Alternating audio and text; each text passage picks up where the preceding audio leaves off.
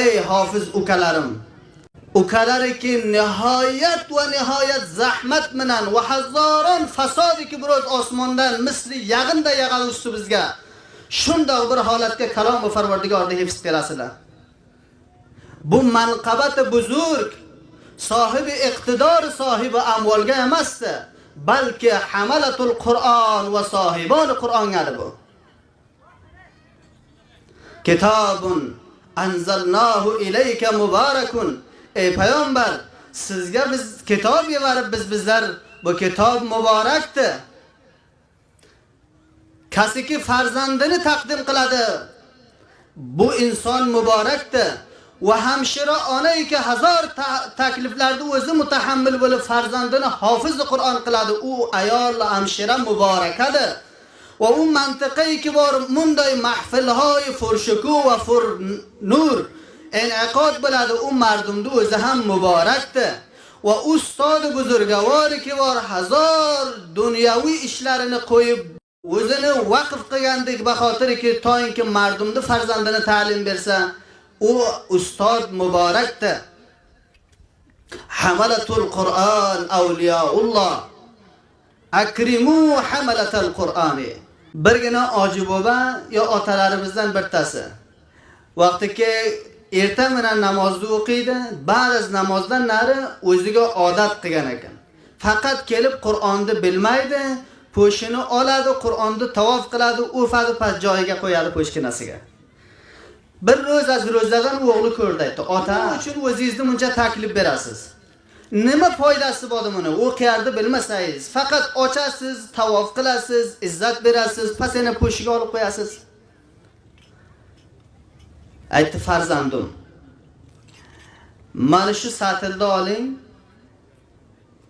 ki o'zi ham misli sabatday ichiga ham suv to'xtamaydi, faqat unga zag'ol olayotgan. Sabatiki zag'ol olayotgan, kullan tamom a'zoy badan u sabatga bor qap-qaro bo'lib ketgan. Mana shuni oling, siz borib nahardan, ya'ni ariqdan suv olib keling o'yibizga." Bordi, suvni olib kashallab kelmoqchi bo'ldi, suv xalos bo'ldi. Bori duvim bordi, bori sevim bordi, bori chorim bordi. Bahar surat, "Ota, foydasi yo'q, bunga suv kelmaydi. Nima uchun meni o'zingiz taklif berasiz?" Aytdi: "Farzandim sabatni joniga bir qaragin. Sabatiki kullan sip siyoh va qap-qaro edi. Vaqtiki qaradiki bor kullan appoq sofi sutra bo'lgandi." Aytdi: "Farzandim, sen menga shu narsani Qur'onni o'fasiz, tavof qilasiz, olib qo'yasiz. Mana foydasi mana shu narsadiki, u qalbiki zang olgandi va kir bo'lgandi. Xohlaymanki farzandim sharofati kalomi Parvardigori olam men buni poklasam. Bu qalbimni safo va sutra qilgaysan. Voqeanki kitobun anzalnahu ilayka mubarakun." Ey payg'ambar, bu kitobiki nozil qilib biz bu muborakdir. Qur'on bu uchun emaski iftixor qilsay. 1000 yillik, 100 yillik, 5 yillik ota va bobamni Qur'oni men oldimga bor. Mana bu Qur'on bizlarda 100 yil ilgaridan bobamizdan qolgan.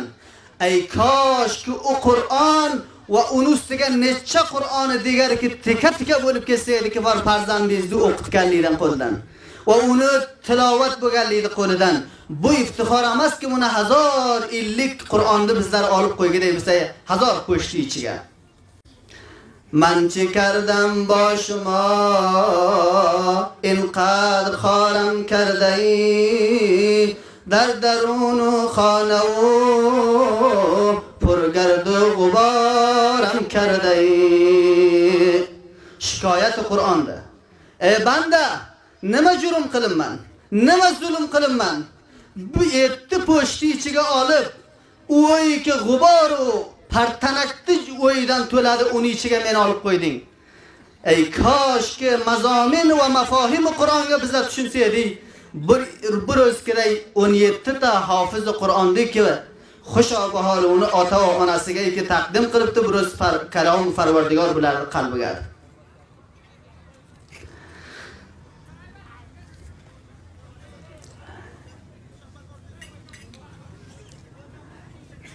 الله تبارک و تعالی بو محفل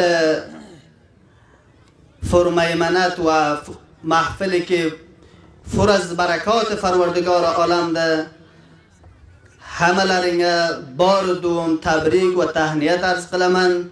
متاسفانه